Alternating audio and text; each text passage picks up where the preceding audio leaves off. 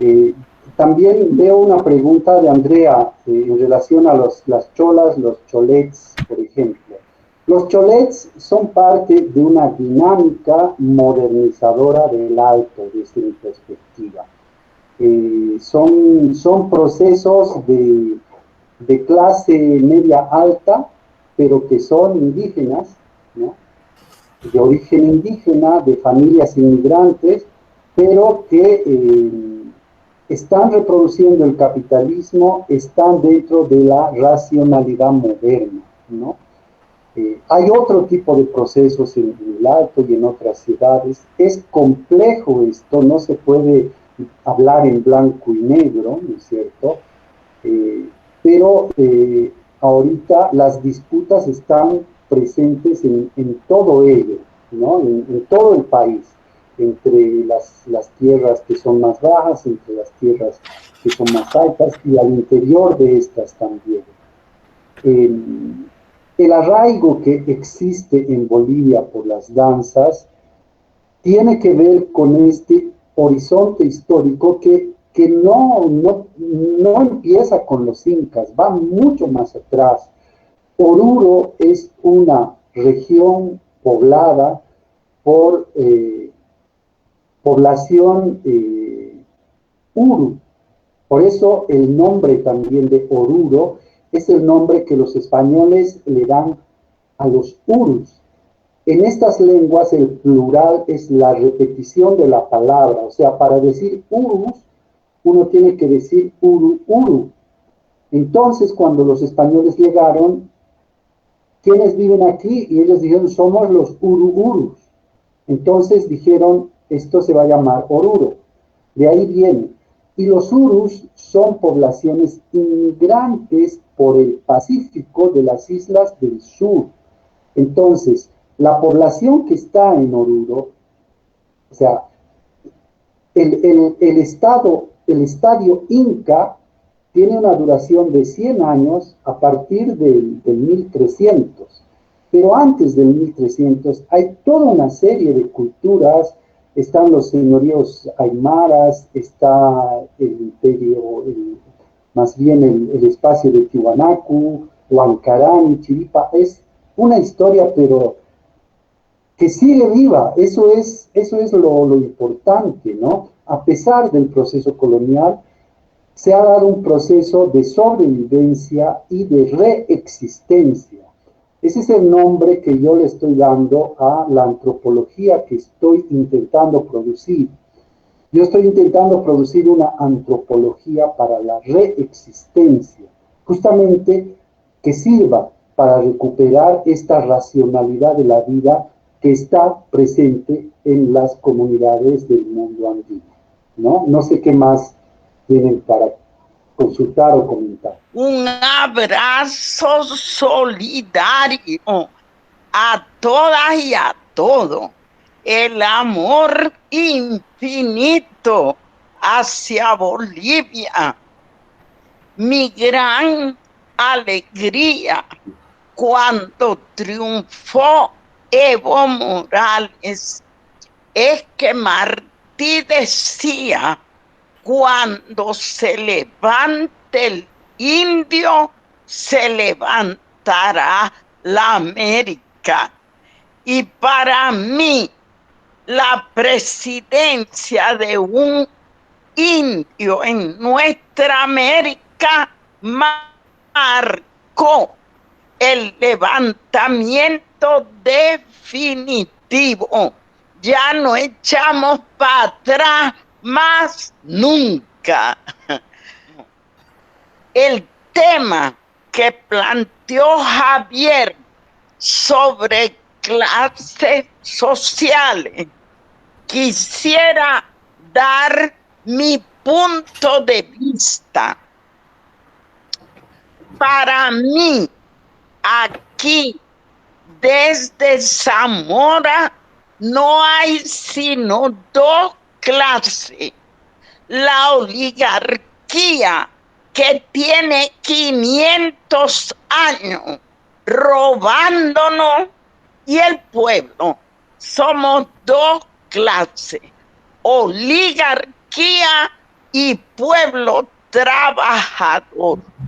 Y así como con Evo dijimos, se levantó el indio, en Venezuela con Chávez dijimos, llegó el fin de la oligarquía. Y mira quién tenemos ahí en Miraflores, un obrero. Yo creo que ellos tiemblan cuando oyen que Nicolás Maduro es un obrero, así como sufrieron con Lula y sufrieron con Evo. Pero eso de un presidente indio y un presidente obrero llenan mi fe, mi alma, mi seguridad que cumpliremos la obra de Bolívar y de Chávez. Reciban las bendiciones de la Leona de Chávez y 1.000.000 de besos. Pues agradecer las palabras de la diputada María León. Ojalá sus palabras tengan consecuencia histórica. La lucha es dura, pero la lucha sigue. Y ahí estamos. Buenas tardes. Primero, muy complacida con esta conferencia, con este conversatorio. De verdad, profesor Javier, ha sido excelente, ¿no?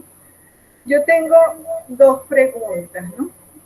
Una es, ¿cómo la comunidad asume la proyección de sus festividades?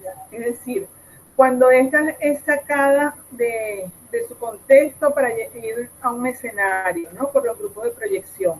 ¿Cómo lo asume? Porque se pierde, o sea, después de haber oído toda esta explicación, se pierde todo lo que significa, el significado de esta festividad, ¿no? Porque, bueno, yo he tenido oportunidad de verlos en algunos grupos que pueden hacer la danza, pero todo ese mito se pierde. ¿Cómo lo asume la comunidad? Lo otro es, la otra pregunta es, si ha afectado o ha beneficiado de alguna manera esta manifestación la declaratoria de la UNESCO, ¿no? Como patrimonio inmaterial, más allá de bueno, lo que nos había comentado acerca de lo que dice la UNESCO y lo que dice el pueblo, pero si ha habido alguna afectación, ¿no? Y lo otro era un comentario, bueno, que ya de todas maneras lo habían mencionado anteriormente, que ayer cuando yo estaba viendo el video en YouTube, ¿no? Me llamó mucho la atención porque decía el Museo Antropológico del Folclore, ¿no? Entonces, como empezaste diciendo que esa era una forma de, ya lo anoté por aquí, de cómo nos, o sea, cómo nos colonizan a través de la palabra, ¿no? Entonces, quería saber si han discutido eso, ese cambio de nombre, ¿no? Porque, bueno, ese nombre responde a, como lo decía, al orden establecido por el Estado colonial. Gracias, esas son mis inquietudes. Es importante hacer una precisión, decía. Hay que entender Bolivia como un espacio donde los múltiples espacios y dinámicas se manifiestan del área rural hacia el área urbana, ¿ya? Las áreas urbanas están bastante colonizadas, tal vez totalmente colonizadas. Pero esto tiene procesos de resistencia, de reexistencia y de insurgencia. Mientras más nos alejamos de la ciudad, estos procesos son más fuertes y el sentido colonial va disminuyendo, sin que el sentido colonial esté fuera de las comunidades rurales. También existe un sentido colonial en las comunidades rurales. En ese contexto, ¿cómo se manifiestan las danzas, la música o el folclore en proyección? Pues estos hechos son eminentemente urbanos. Porque ¿cómo se manifiestan en las comunidades? En las comunidades no hay danza, no hay fiesta, separada del ritual. El ritual es lo importante. El ritual es lo que delimita el tiempo y el espacio, delimitado más bien a partir del tiempo y el espacio, y las actividades, por ejemplo, la misma magnitud que la danza y que la música tiene la comida, porque el ritual tiene que ver con alimentarnos para la vida. Pero desde esa cosmovisión que yo les había graficado ahí, hay una organización social para lo festivo. Esa organización social para lo festivo tiene personas que se ocupan de ello, que se los conoce como pasantes, ¿no? Los pasantes son los responsables del ritual. ¿Y qué es el ritual? Ya lo habíamos dicho, el ritual es la reproducción de la vida a través de ¿qué? De la comida y la bebida. Esos pasantes son los encargados de dar comida y bebida a la comunidad de humanos, pero también a la comunidad de deidades del mundo de arriba con los rituales y a la comunidad de deidades del mundo de abajo con los rituales. En ese contexto se desarrolla un instrumento o varios instrumentos y unos movimientos o varios movimientos. Entonces, es imposible que yo eso lleve a un teatro en la ciudad. Para llevar algo de eso a una ciudad en un teatro, voy a parcelar, voy a fragmentar, voy a recortar, voy a sacar una pequeña parte de eso, lo voy a volver canción y le voy a hacer cantar a un artista, entre comillas. Voy a volver un número coreográfico y les voy a hacer danzar a un cuerpo de ballet urbano, ¿no? Esas chicas que bailan sin sentir nada, pero mostrando los dientes, ¿no? O sea que hay que sonreír al público, ¿no? Los ballets bailan así todo el tiempo. En la fiesta no. En la fiesta no se baila así porque uno está borracho, uno está enojado, uno está triste, uno está feliz también, ¿no? Entonces, claro, en la ciudad se ha recortado, se muestra, se limpia, se desinfecta, se descontamina de lo indio algo y se lo vuelve espectáculo para el turismo, ¿no? Entonces, ¿cómo reacciona una comunidad en relación a eso? Ni se entera, porque la comunidad está en lo profundo de la montaña y el espectáculo está en el teatro municipal de la capital de la ciudad. Entonces, normalmente eso no se da. Lo que sí se da es el fenómeno en Bolivia que existe no tanto en los teatros, sino hay un fenómeno que se ha dado a partir de lo que se conoce, entre comillas, como Carnaval de Oruro, las entradas folclóricas. Hay entradas folclóricas en La Paz, en Cochabamba, en Sucre, en Potosí, y eso se ha originado en Oruro, ¿no? A partir de eso que hemos visto, se ha empezado a reproducir no solamente en Bolivia, en La Tirana, en Puno, hasta en Estocolmo, ¿no es cierto?, en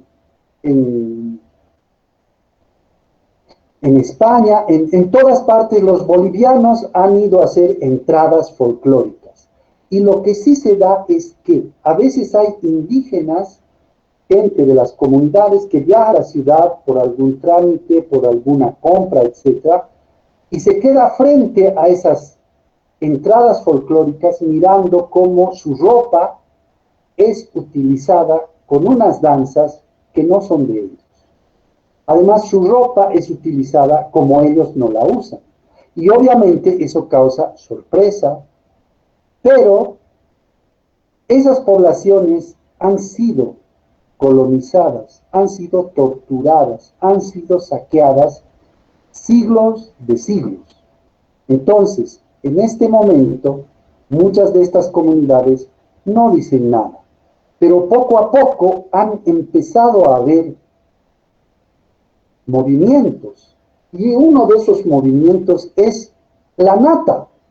¿Cómo ha surgido la nata? Ya les decía que en el siglo XIX lo que era el carnaval de Oruro eran danzas de indios.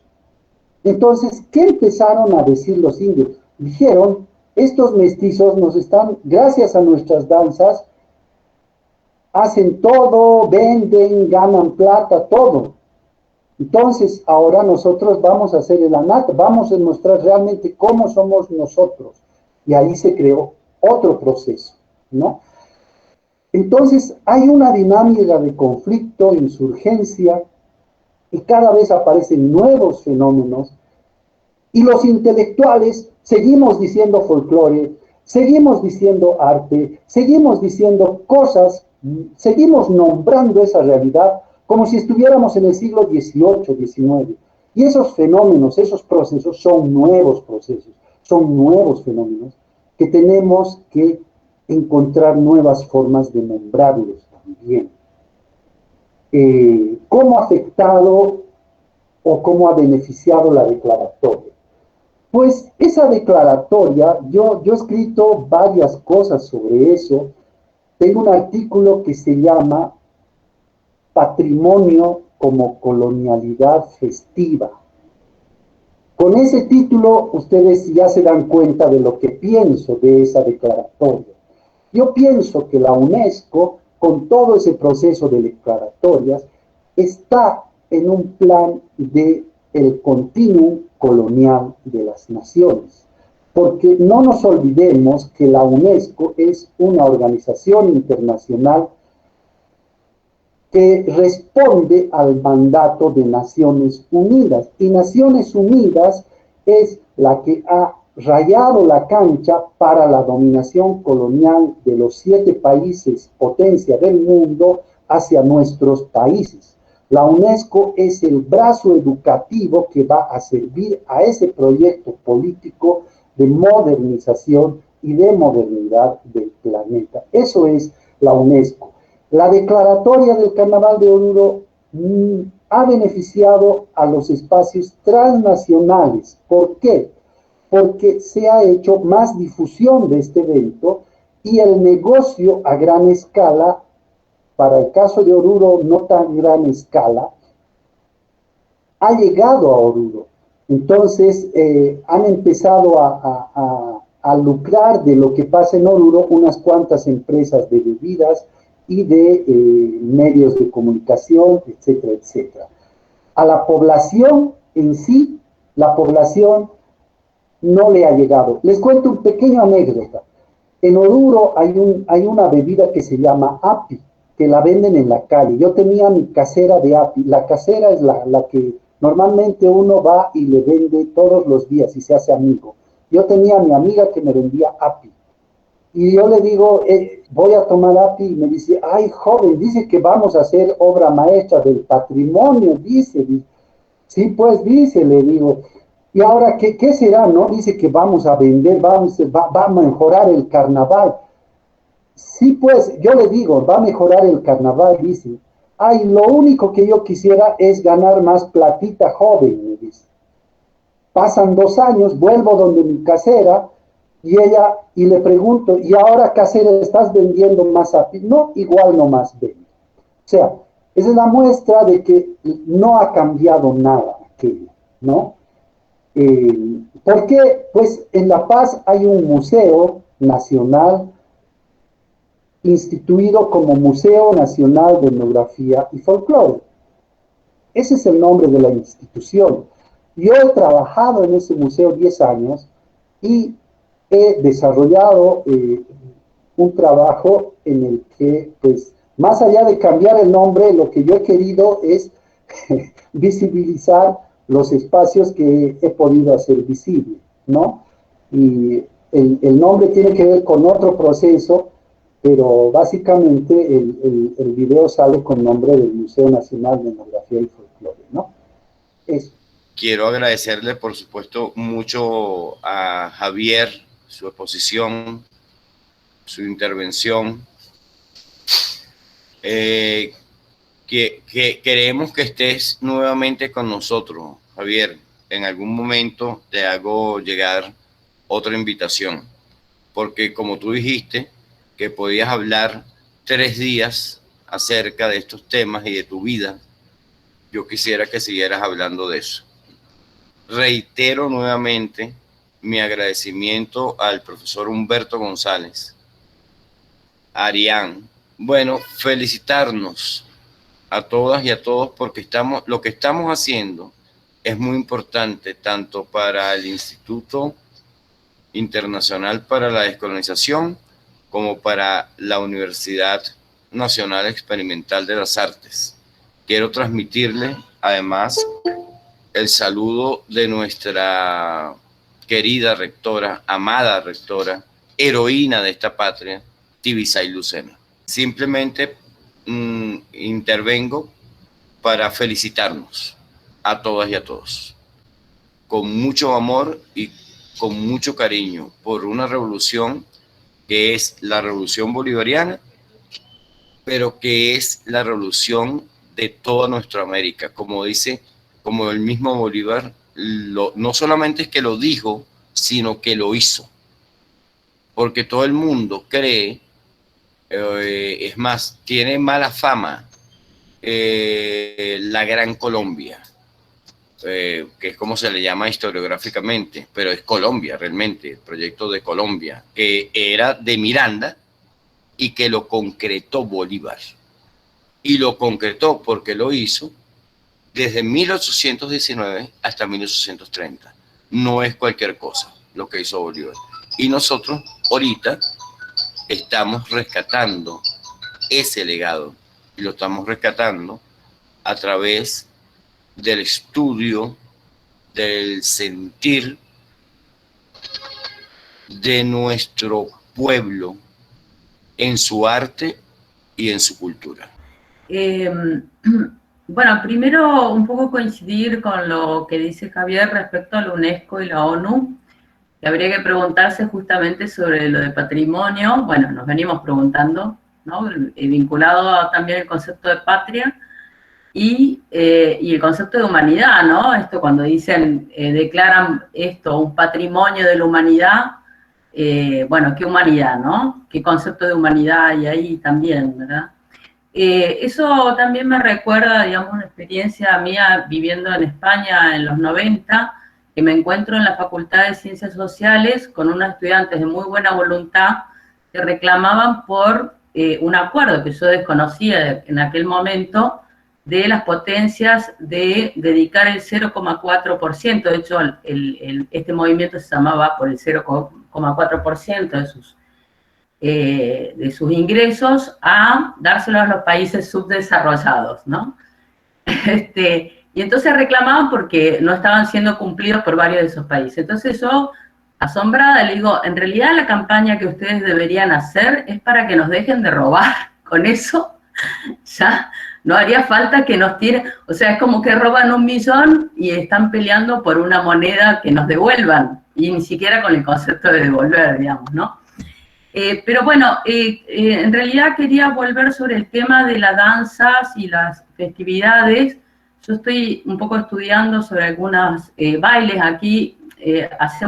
Yo soy de Córdoba, Argentina, y hacemos una diferenciación entre danza, las vinculamos más a esa danza de élite, digamos, en general, la danza clásica, y a los que podríamos decir bailes populares, le decimos baile. O sea, la gente aquí dice, me voy al baile, ¿no? O me voy a bailar, o baila. Por ejemplo, los albañiles están trabajando y al rato ponen música y una música popular de aquí y se ponen a bailar, digamos, en un momento, ¿no? Bailan todo el tiempo, digamos, y ya no es como entretenimiento. mí me interesan de eso, bueno, dos aspectos y por eso vincularlo un poco a algunas cosas que dice Javier. Por un lado, de que en algunos de estos bailes populares no hay academia, o sea, no hay como una academia de la salsa, no se enseña, ¿no? Es como que es algo que se baila y que sufre, tiene como unas transformaciones continuas, ¿no? En esos bailes que siempre son comunales, se hacen, digamos, hay una serie de coreografía, vamos a decirlo, de baile en ronda, es como muy de comuna, ¿no? No tanto de pareja ni individuales, sino por ahí se salen algunos solos, pero digamos, como que la gente va incorporando a lo mejor un movimiento o un gesto y luego el resto lo copia, ¿no? Es como que está continuamente modificándose. Y otra cosa que me parece, hay unos bailes que ustedes habrán escuchado nombrar y una música también que se llaman los colombias, que se da en México, se llama Colombia porque surge al norte de Colombia, en época colonial, y que es interesante porque es un baile que surge de la convivencia entre esclavos negros, ¿sí? Indios, ¿sí? Y entonces hay una mezcla de ritmo, entre unos ritmos que son como más acelerados y un ritmo que es más, podríamos decir, americano, ¿no? Más lento. Y eso se ve en esta Colombia que se bailan en lo que en Argentina decimos las villas, serían como los barrios o las chabolas en Brasil, lo bailan sobre todo los chicos jóvenes, y es llamativo que tienen algunos movimientos como si fueran de cóndores, por ejemplo, ¿no? Y eso, digamos, un poco ahí como la idea de que esos mismos jóvenes no tienen conciencia de una tradición o del cóndor, digamos, ¿no? Del vuelo del cóndor, sino como que es algo que ha transitado subterráneamente, ¿sí? Siglos, ¿no? Y eso me parece como muy bueno en nuestra América, en nuestras tradiciones, y ¿no? Cómo va transitando, resistiendo, ¿no? Con todas las mixturas que se pueden dar con la colonización, pero como ciertas prácticas y bailes y movimientos y músicas, ¿no? Y sonidos transitan siglos y resisten de una manera, otra vez, ¿no? Subterránea me refiero a eso, ¿no? Que no es... y me parece que un poco lo que estaba referenciando Javier, y veo en algunos de los textos escritos y demás, un poco eso, ¿no? Cómo va apareciendo en el siglo XXI, sigue, ¿no? Manteniéndose cosas de este tipo. Pues sí, en la historia que yo tengo haciendo investigación, ese tipo de cosas las he encontrado casi siempre. Tengo un artículo que está publicado en el Perú sobre un instrumento que es del tipo sicuri, que es pentatónico, de 3 y 2 caños, ¿no? Que se llama hula hula. Pero en general en el sicuri está contenida ese modelo ideal que les explicaba al inicio. Esa relación de complementariedad, ¿no? O sea, ustedes deben conocer, los que saben música, la zampoña. La zampoña es un sicuri. Y en los Andes hay miles de variedades de sicuri, de todo tipo, ¿no? Pero ¿cuál es el sentido racional, digamos, como racionalidad de la vida en este caso, no moderna, ¿no es cierto? Porque ustedes deben conocer los carcas. Los carcas tocan el sicuri con la racionalidad moderna, porque hay una racionalidad contenida en ese instrumento. ¿Cuál es? Ese sicuri, que tiene 2 componentes, no puede ser tocado por una sola persona. Tiene que ser tocado por 2 personas. Bien, hasta ahí todo bien. No nos dijo nada esa historia. Pero claro, hay que entrar a hacer la investigación, hay que estar en las comunidades, hay que escuchar, hay que ser parte. ¿Y con qué se encuentra uno? ¿Quién es el que compone la melodía? ¿El genio creador, el artista? Ya hemos hablado que en las comunidades no hay genio creador, no hay artista. La creación es un entramado, como la creación de la vida es un entramado entre seres sobrenaturales, comunidad humana y naturaleza. ¿Cómo surge la nueva melodía? En un entramado ritual. Hay un lugar especial para el ritual de los músicos, ¿no? Entonces, el músico más comprometido, diré, es el que va a hacer un ritual al lugar donde está ese lugar ritual. Y va a volver con una melodía en su cabeza a la comunidad. Y a su segundo es el que toca la otra parte del instrumento. No le va a decir, ven Julián, te voy a enseñar. No le va a decir eso.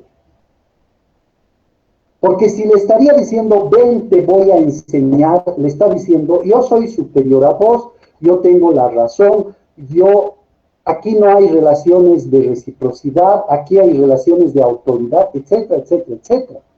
¿Qué le va a decir? Le dice, ven Julián, ¿no? Y no le va a decir, te voy a enseñar, le va a decir, recibime. Fíjense, una palabra en un contexto ritual, en una comunidad. Yo escucho eso, y ¿qué está pasando aquí? Claro, recibime. Y le recibe. Y después le dice, te voy a devolver. Reciprocidad, pues es eso. O sea, ese modelo ideal que lo he explicado al inicio, no es, o sea, es ideal, pero está reproduciéndose en las prácticas de música, de danza. O sea, es otra lógica, es otra racionalidad, es otro mundo, es otro universo, es otra forma de entender la vida. Y eso está contenido en las danzas. Yo quisiera hablar de un trabajo que hice sobre la diablada, que es una danza de indios que luego se volvió danza urbana de clases medias. Cómo ahí también está contenido este modelo ideal, ¿no? Pero para eso hay que tener la vida que yo he tenido, dedicarle toda la vida a entender este mundo, nuestro mundo, no el mundo ajeno que nos ha llegado por el Pacífico, por el Atlántico, sino nuestro mundo, ¿no? Bueno, yo quisiera que el profesor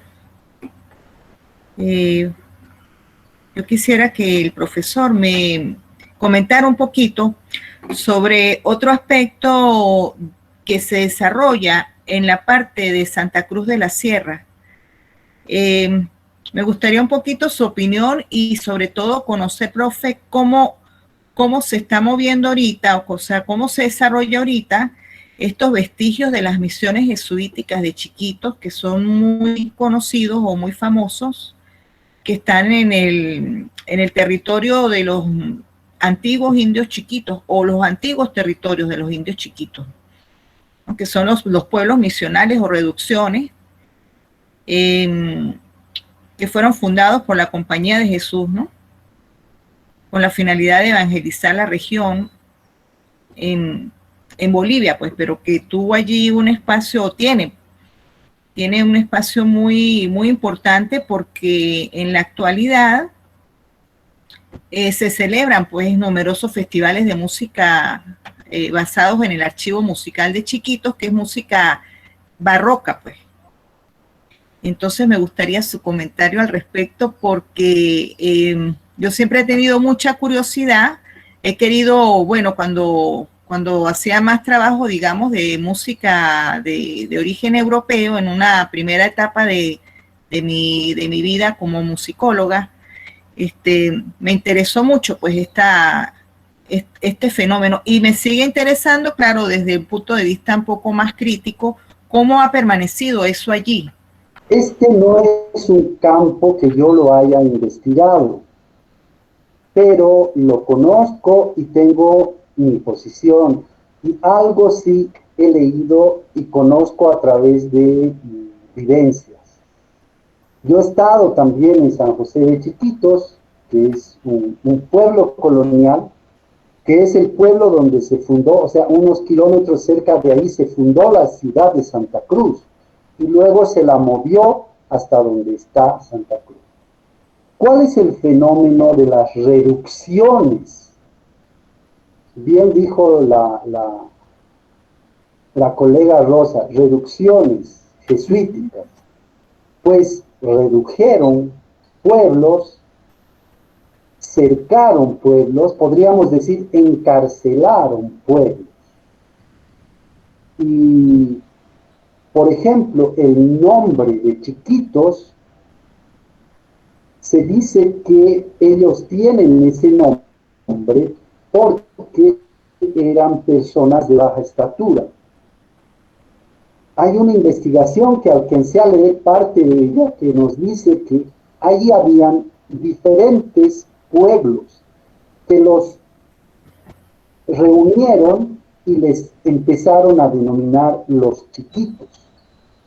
Entonces, básicamente ahí se inició todo un proceso de vaciamiento epistémico, de vaciamiento cultural, y estos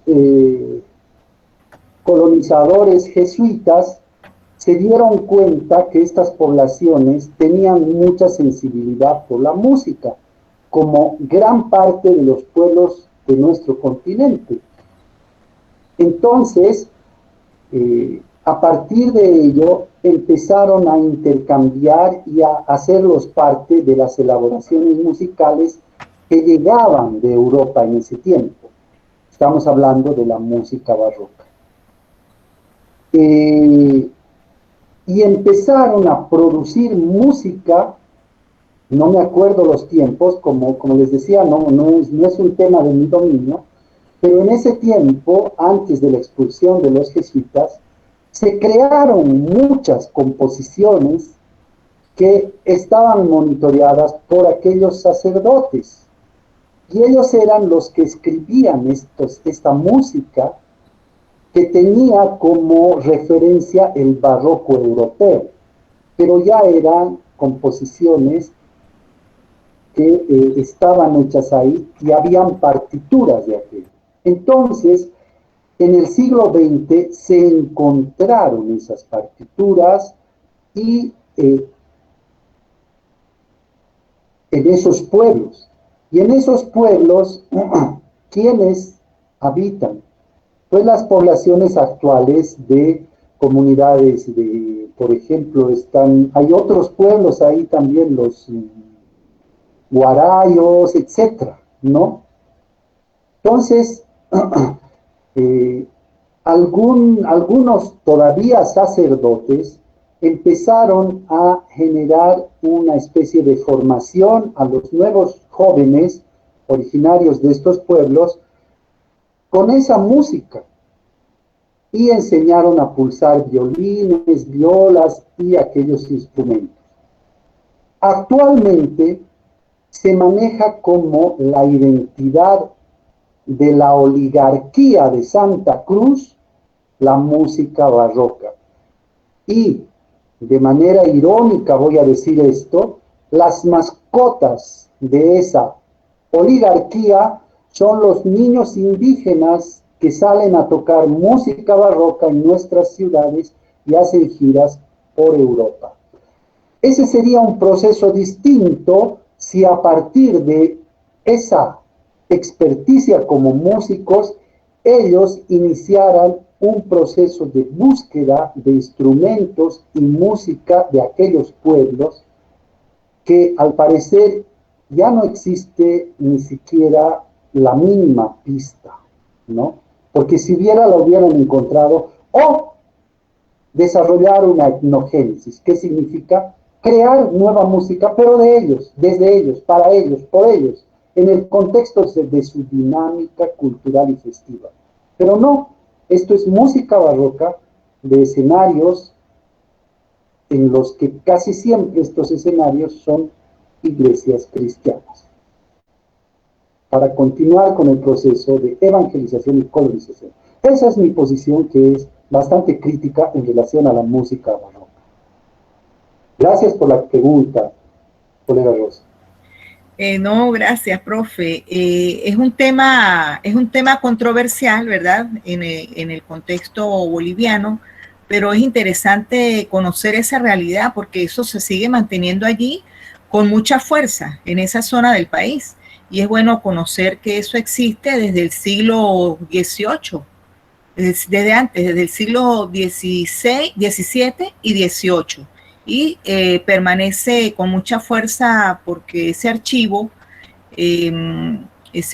pues es muy conocido a nivel internacional, y esa actividad, y agradezco mucho su posición crítica porque es la misma que yo tengo, eso está muy claro, pero es interesante como que ver la otra parte que existe pues en Bolivia, y digamos, esa dualidad, ¿no? Esa dualidad que existe. Y gracias, profe. Quería hacerte dos comentarios, bueno, uno para todos, ¿no? El primero es que entonces yo quería manifestar mi contento, mi entusiasmo con la radicalidad del planteamiento investigativo que, como lo trae Javier. Porque digo radicalidad, iba a decir consistencia ética o compromiso con el lugar de denunciación, o saber que, digamos, con quién es que efectivamente estás o no estás, ¿no? Porque yo entiendo que este es una de las cosas para decolonizar el lenguaje académico. O sea, las formas académicas están hechas para un compromiso total con un punto de vista externo a nosotros, o sea, un punto de vista de una modernidad que incluso yo siempre le digo que es una modernidad fingida, ¿no? A veces oigo a la gente decir que nosotros somos modernos, y lo que encuentro en eso es una especie como de complejo de tratar de ser el otro. Aquí no, o sea, yo siento, o sea, que lo que estamos planteando es como la necesidad de poder expresar las cosas de otra manera. Y una de esas otras maneras es el entender que de lo que se trata es de una insurgencia civilizatoria. No sé si es exactamente la palabra que usaste, Javier. Insurgencia civilizatoria. Porque ahí cuando estás hablando, no estás hablando de una especie de rescate de animales en peligro de extinción, como muchas veces, digamos, está muy asociado al tema del folclore o de la idea folclorista, de que tú estás rescatando una tradición que está a punto de morir y que le supone a los practicantes de la tradición prácticamente la condición de objeto y el actuante externo, es decir, un actuante bien colonizado. Aquí el proceso que nos estás contando es un proceso en el cual un propietario, es decir, una gente que auténticamente se expresa en una manifestación, en una espiritualidad coherente, en una cosmovisión, entonces pelea por ella y que necesita otras maneras de decirla porque está en permanente combate con quien intenta colonizarlo.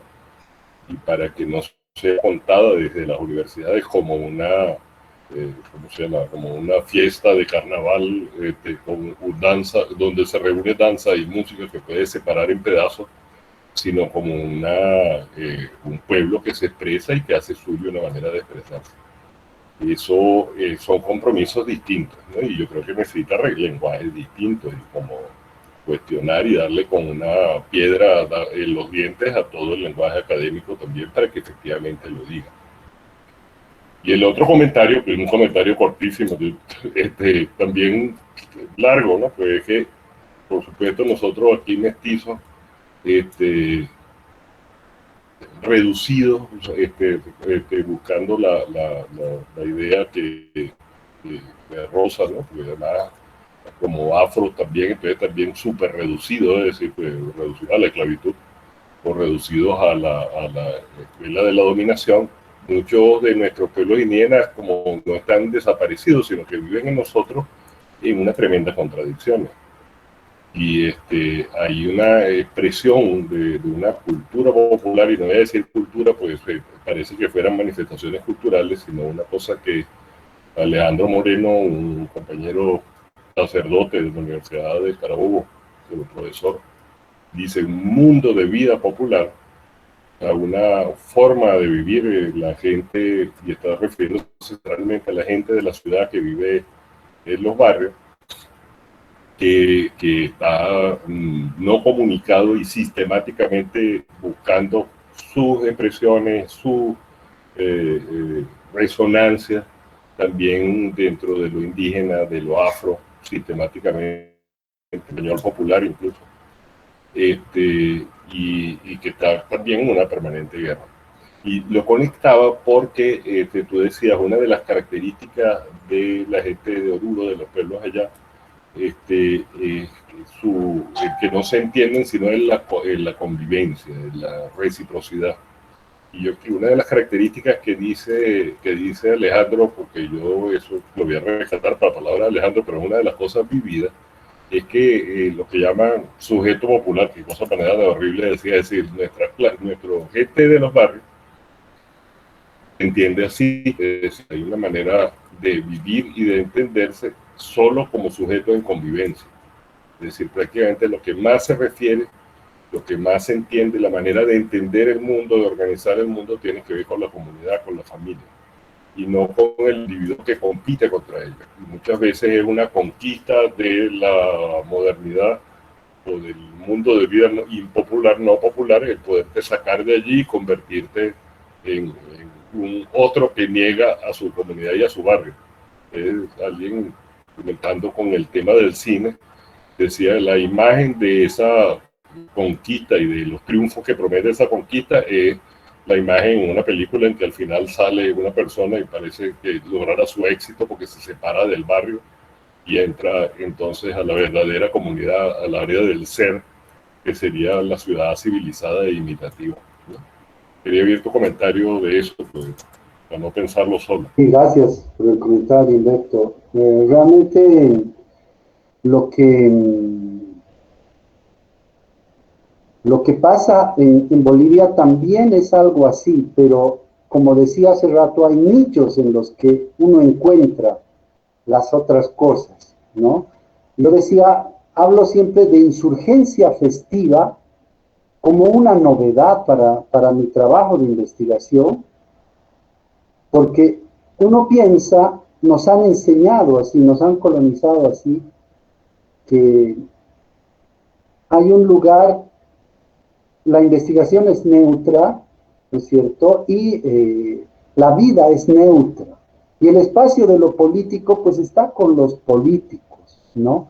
Entonces, claro, yo he hecho aquí, más o menos mi exposición ha sido una especie de confesión, porque yo también pensaba así, yo también veía así la vida y la realidad, hasta que vi esa anata que venía, era una fiesta, pero al mismo tiempo era una manifestación política. Y por eso yo no digo insurgencia política, pero es una insurgencia política, y yo le digo insurgencia festiva, porque lo festivo es político. Tengo un otro artículo donde digo, o sea, la fiesta es una cosa, la fiesta es irse de viernes o de sábado, porque uno quiere desestresarse. Eso es otra cosa, pero la fiesta de los pueblos, de las comunidades, eso sí es político, eso no es por estrés, eso es por la ratificación de un sentido político, y eso es insurgencia festiva. Y esa insurgencia festiva me ha puesto con claridad un conflicto que no era un conflicto cultural, más bien todo lo contrario, era un conflicto civilizatorio, que ponía en conflicto una forma de vida, la de los Andes, con otra forma de vida, la de la modernidad, ¿no? Y a partir de eso, gracias al trabajo de Enrique Dussel y Juan José Bautista, desde la filosofía de ellos, yo he podido llegar a entender que el problema de la colonización más radical es la racionalidad. Y el problema, más bien, la herramienta para la descolonización de esa colonización radical es también la racionalidad. Si yo no voy a descolonizar mi racionalidad, así yo tenga discursos, tenga vivencias, tenga hablar de clases, etcétera, mi racionalidad sigue siendo colonizada, sigo reproduciendo en mis prácticas el sentido colonial de la vida, ¿no? Pues hasta ahí yo he llegado, y para descolonizar mi racionalidad estoy trabajando en la producción de algunos conceptos que ayuden a entender de otro modo lo que estamos viviendo aquí. Eso es más o menos. Gracias, Javier. Voy a leer algunas cosas. Andrea Ruiz escribe: gracias por este encuentro, abrazo para todas y todos. Un abrazo para ti, Andrea. Bien fuerte. Betty Mendoza, querida, no te he visto la cara, pero chévere. Creo que lo que ha sucedido con los indios chiquitos de Bolivia se está repitiendo en nuestro país a través del sistema de orquestas. Y hace un parámetro que no te voy a comentar ahorita para prometer cosas para una siguiente reunión. Arián Vélez nos envía la referencia, el link del artículo que estaba mencionando, ¿no? Del artículo que tú estabas mencionando ahorita. Está allí en la sección de comentarios, pueden tomarlo directamente. Lucía Choque nos dice: qué interesante tema, Javier, muchas felicidades desde Pampaasi o Putputuni, región de lucha de Bartolina Sisa en 1781-82 en el departamento de La Paz. Un abrazo que sentimos. Y Andrea Ruiz: por eso hay que descolonizar las universidades, las formas de enseñanza también, los métodos de investigación, y así describe Andrea. Yo, por supuesto, sigo agradeciéndole a Javier por su exposición y por esa belleza, pues, de exposición. Y quiero leer dos cositas, pero las voy a leer en nombre de quien tiene que ser, de nuestros pueblos, que son el pueblo que está haciendo esta revolución. Ciudadanos del mundo, en nombre de mi patria, pido la palabra. En nombre de mi pueblo, sencillo como el agua de la acequia, pido la palabra. En mi pequeña morada comenzó la patria. Allí todos gritaban en las noches cuando el puño del alcohol caía sobre el rostro de mi madre. Recuerdo la sangre y los nervios en angustia de alambres aprensados, en las noches hondas pobladas de llanto y el miedo de los pequeñitos. Allá en la esquina más dolorosa de mi sangre comenzó la patria. Heliodoro Ayllón. Yo creo que estos procesos a veces necesitan de un blanco y negro, o vida o muerte, y a veces pues se ponen un poco más complejos, ¿no? No sé por dónde estará Alex en esa complejidad. Se manifiesta casi siempre al otro lado. Yo agradecido con todas y con todos. Yo solamente soy un insurgente festivo. Eso soy. Ni príncipe ni cacique, soy un insurgente festivo, y ese es mi camino, ese es mi horizonte. Les agradezco mucho y espero estar siempre en contacto con ustedes. Muchas gracias.